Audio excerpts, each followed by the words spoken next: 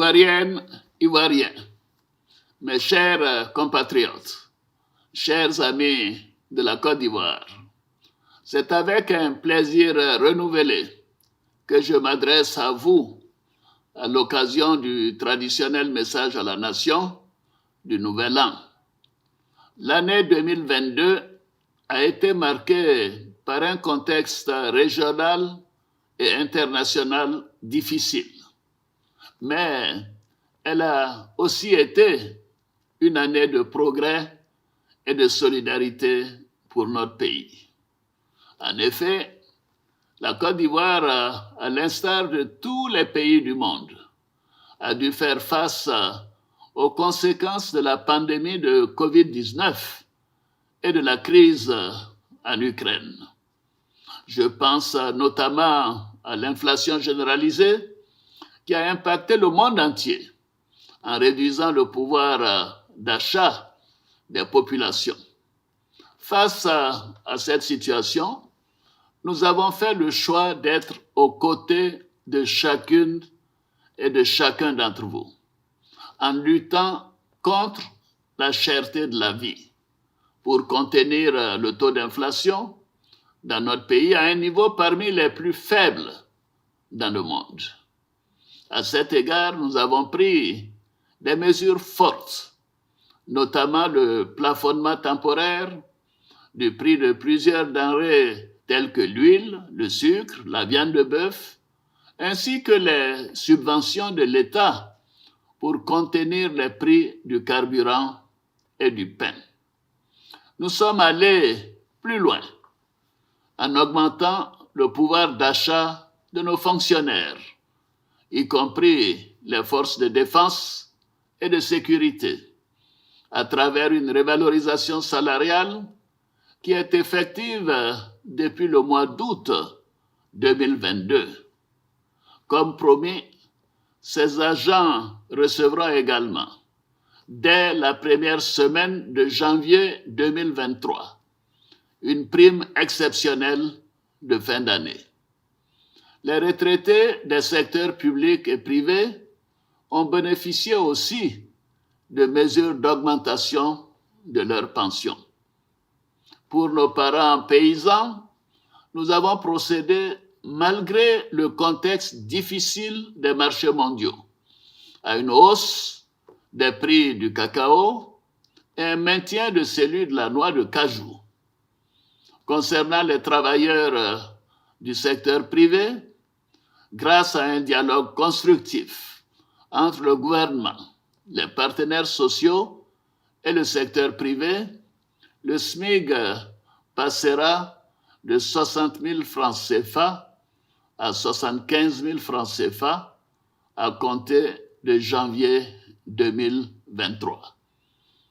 Je félicite donc le Premier ministre Patrick Achi et le gouvernement pour l'important travail accompli qui a permis de parvenir à des résultats impressionnants.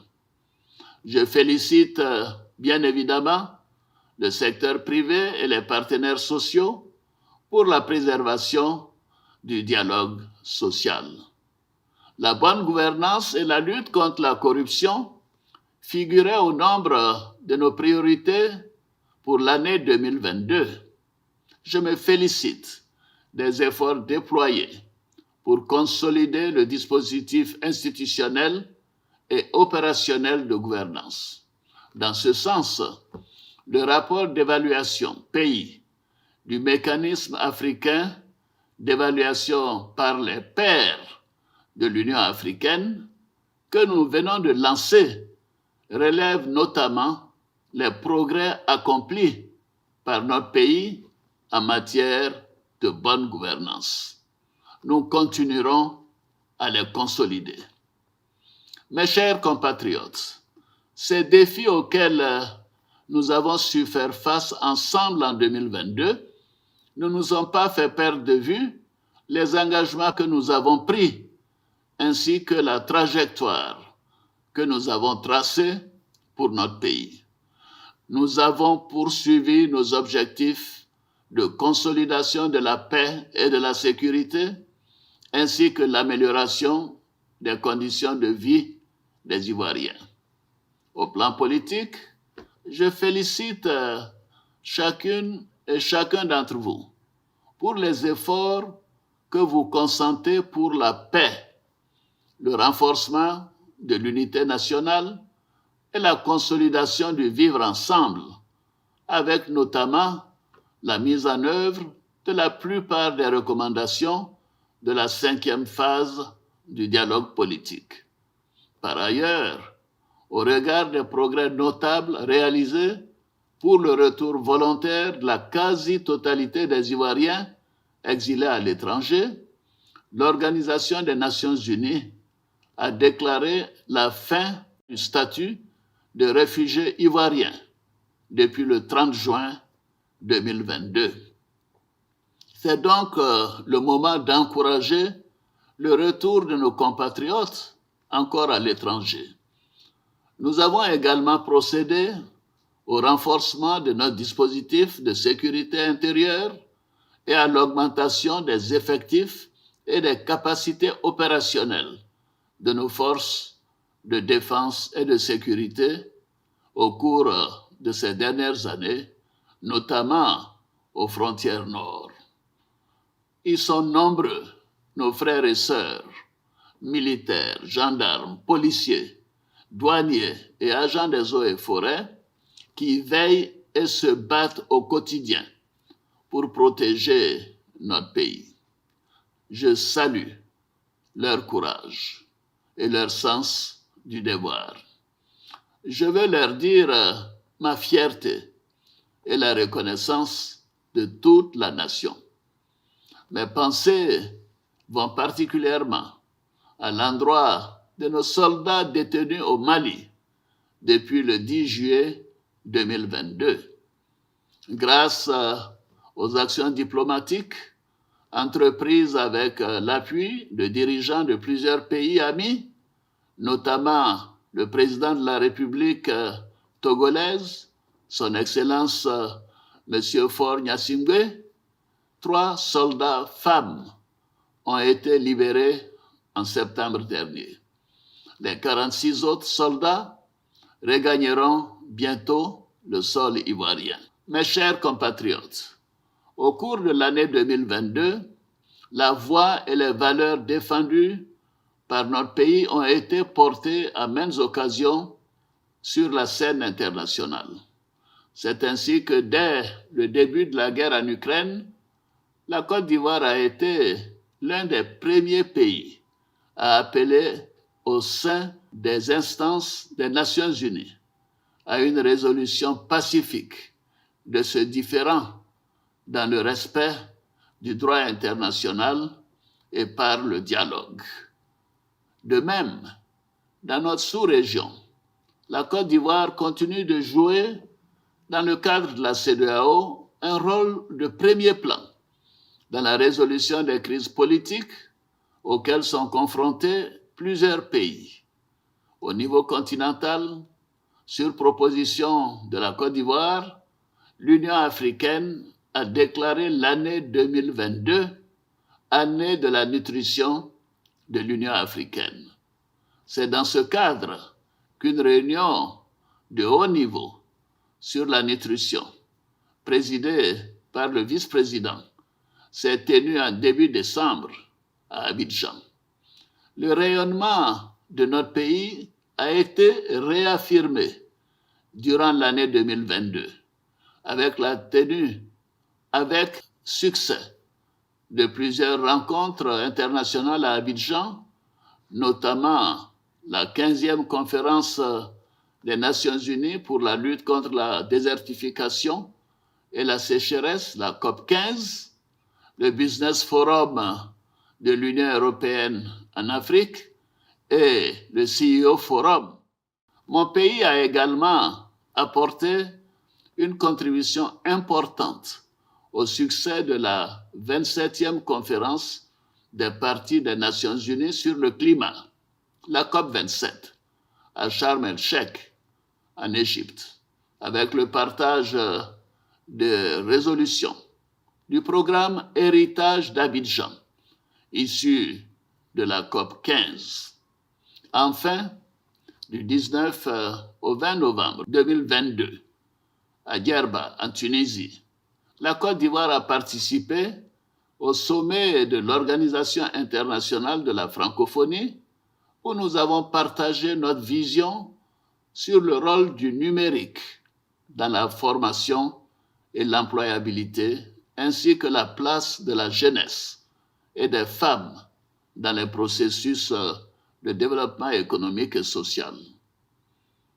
Mes chers compatriotes, chers frères, chères sœurs, les perspectives économiques de notre pays demeurent bonnes, avec un taux de croissance économique projeté en moyenne à environ 7% par an sur la période 2023-2025.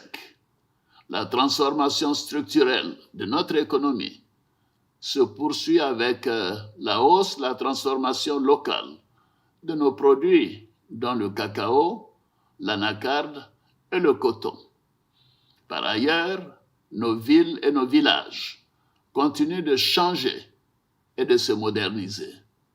Les projets structurants en cours dans le Grand Abidjan seront pour la plupart achevés en 2023.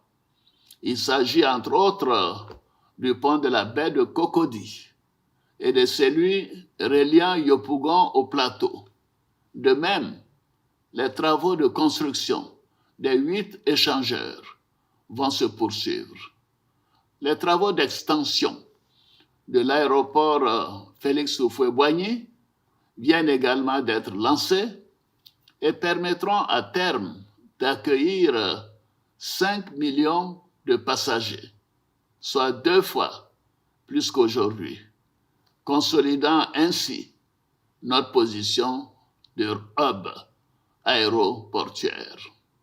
Le métro d'Abidjan, quant à lui, viendra accompagner le développement de la ville d'Abidjan et permettra de fluidifier les déplacements. Pour l'intérieur du pays, je me réjouis de l'inauguration récente de l'autoroute Yamoussoukro-Thiébissou. La partie Thiébissou-Bouaké sera achevée dans le courant du deuxième semestre 2023, ainsi que la réhabilitation de la côtière Abidjan-San Pedro. Ces travaux s'inscrivent dans notre vision de transformation des villes secondaires, telles que Yamoussoukro, Bouaké, Korogo et San Pedro, pour en faire de grands pôles de développement.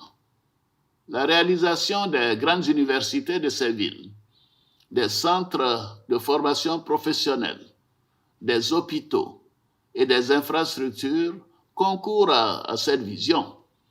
Il en sera de même bientôt pour d'autres villes telles que Man, Daloa, Bondoukou, Abangourou, Odjéné. Au niveau de l'enseignement technique et professionnel, notre dispositif national de formation se modernise et s'enrichit afin d'améliorer l'employabilité de notre jeunesse. Cela à travers la réhabilitation et la construction de plusieurs lycées techniques et professionnels et la mise en œuvre de l'école de la seconde chance. Mes chers compatriotes, chers frères et sœurs, les programmes pour l'amélioration de l'accès de nos populations aux besoins sociaux de base s'accélèrent avec la deuxième phase du programme social du gouvernement. Avec le rythme actuel d'électrification, c'est-à-dire plus de 600 localités par an, nous parviendrons en 2025 à faire de l'accès universel à l'électricité une réalité pour tous les habitants de notre beau pays. L'accès à l'eau potable se poursuivra avec un accent particulier sur les zones de fragilité dans le cadre de la lutte contre le terrorisme. La mise en œuvre du programme hospitalier s'est accéléré avec la construction et la réhabilitation de plusieurs établissements de santé, parmi lesquels les CHR d'Aboisseau, d'Azopé, de San Pedro, de Mans, les hôpitaux généraux de Danané et Méagui, et le lancement des travaux du plus grand centre hospitalier universitaire du pays à Abobo. Grâce à ces travaux et à bien d'autres encore aujourd'hui, c'est plus de 75% de nos concitoyens qui bénéficient d'un centre de santé à moins de 5 kilomètres de leur résidence. Chers frères, chères sœurs, toutes les avancées enregistrées, ainsi que celles que nous projetons, sont possibles grâce à la stabilité, à la paix et à la sécurité dont bénéficie notre pays depuis une dizaine d'années. C'est pourquoi nous devons continuer à travailler à la préservation de notre modèle de stabilité et de développement, en puisant dans nos valeurs nationales de fraternité, de tolérance et de dialogue. Conformément à la Constitution, j'ai signé un décret accordant une grâce collective à environ 2000 personnes condamnées pour des infractions mineures. J'ai en outre signé un décret accordant une remise gracieuse de peine à environ 6000 condamnés, dont le reliquat de la peine à purger est inférieur ou égal à 3 ans, à l'exclusion des infractions graves et des crimes de sang. Au total, la mise en œuvre de ces 2 mesures conduira à la mise en liberté de près de 8000 personnes. Mes chers compatriotes, chers jeunes, je voudrais à présent m'adresser à nos jeunes, filles et garçons, car je suis convaincu que votre talent et votre énergie sont une chance pour notre pays. Je crois fermement en votre capacité à contribuer au développement de la Côte d'Ivoire. C'est pourquoi j'ai décidé de faire de 2023 l'année de la jeunesse. Je répète, 2023 sera l'année de la jeunesse. Nous allons renforcer et accélérer notre dispositif d'accompagnement de nos jeunes à travers de nombreuses actions, notamment le renforcement et l'expansion des écoles de la seconde chance pour ceux qui sont sortis trop tôt du système éducatif ou qui souhaitent se réorienter. Deuxièmement, l'amélioration de l'employabilité de notre système de formation professionnelle et universitaire. 3. L'accélération de la construction d'infrastructures sportives et récréatives. 4. Le renforcement de l'encadrement et du financement direct des projets jeunes. 5. Une participation plus accrue des jeunes au marché public de l'État et la mise en place d'un incubateur pour l'innovation et l'entrepreneuriat pour catalyser le génie créatif de nos jeunes et accélérer le développement des startups. Par ailleurs, chers jeunes, nous comptons renforcer notre dispositif de soutien et de financement des PME avec la mise en place d'une dotation spéciale pour garantir les prêts aux PME. En outre, j'ai instruit le gouvernement à l'effet de poursuivre les efforts pour ramener les délais de paiement des factures des PME à moins de 30 jours. Je répète, à moins de 30 jours. Ces efforts devront s'étendre aux sociétés d'État et aux établissements publics nationaux. Je vous invite donc, chers jeunes, à saisir ces opportunités pour que nous construisions ensemble la Côte d'Ivoire de demain, la vôtre, pour notre bonheur à tous. Mes chers compatriotes, chers amis de la Côte d'Ivoire, la Côte d'Ivoire a pris rendez-vous avec deux événements majeurs en 2023-2024. Il s'agit de la foire commerciale interafricaine et la Coupe d'Afrique des Nations, la CAN, en janvier-février 2024. Nous serons donc tous appelés à continuer à faire montre de la grande hospitalité qui caractérise notre nation.